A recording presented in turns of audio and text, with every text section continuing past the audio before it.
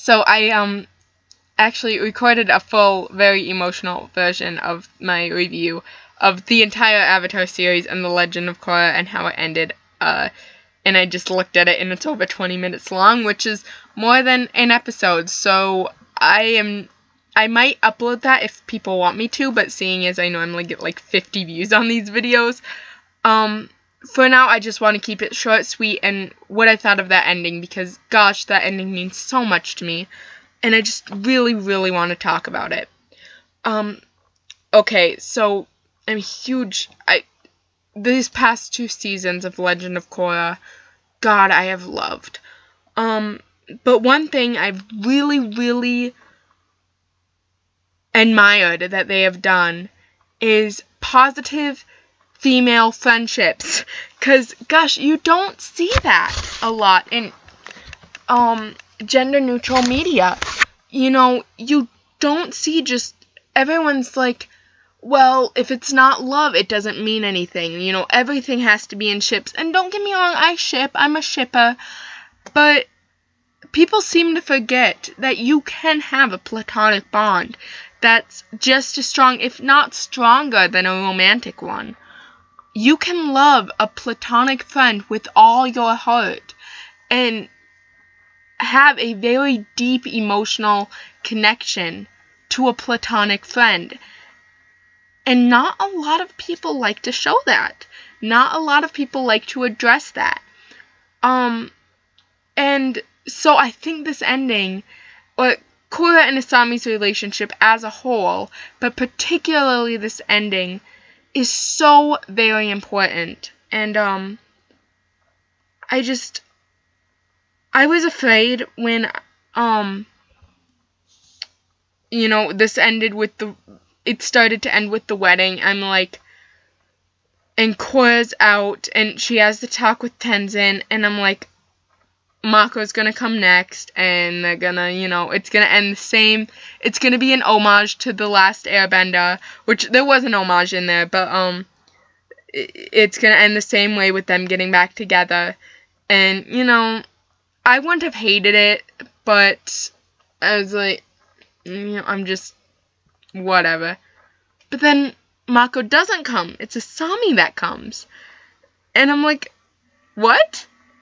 And, of course, I can hear the Korra-Asami shippers in the distance squeeing, but that was not what I got from this at all. And they talk like best friends, and if you've ever had a friend, a platonic friend, that you've just connected with in a way that you really would, you know, it's stronger than any romantic bond, ever. Like, a person you would give your life for, and, you know, your very, very best friend. The fact that they ended with that is just so, brave, because I'm waiting for the controversy because you know it's gonna come, with people saying, like, oh, this is lesbianism, whatever, because that final shot, yes, two very, very homophobic minds could look, or for shippers, of course, but shippers, you just gotta look in the right direction and it'll ship it. It could possibly look romantic, but that's not what I got from it. And, you know, I went on the whole homosexuality in Sailor Moon rant, and you guys know I am all for homosexuality in media. Like, I am for it. I am on board. But in this case, no. That is not what I got from this at all. I got this very, very strong sistership, this kinship. And the fact we ended with that instead of on a romantic note, I think, is perfect. It just makes me so happy. And, you know, if they would have ended on a romantic note, that would have been fine too, whether it was with Asami or Mako. And here's the thing, like I said, I am all for more homosexuality, but I really did not want Korra and Asami to get together. And that's not for lack of, obviously it's not for the reason I just didn't want them together. I just didn't think that they should be together because of lesbianism or whatever.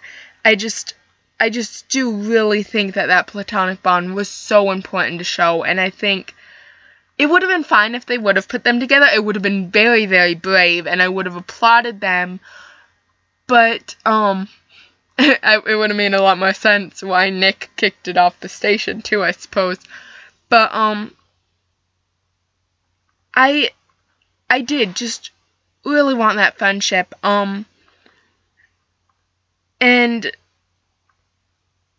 I think if they would have put it together, if they would have ended in a relationship, it would have kind of reinforced that idea that,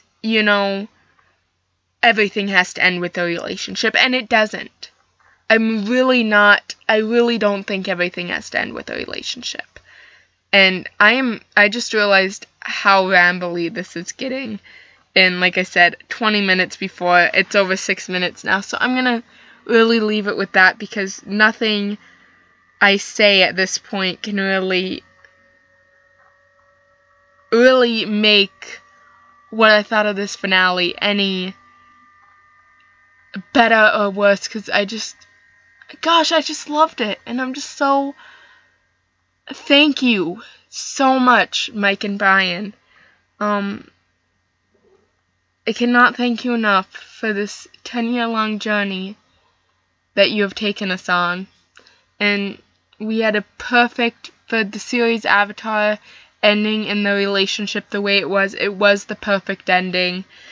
And now for The Legend of Korra, ending in this very platonic, very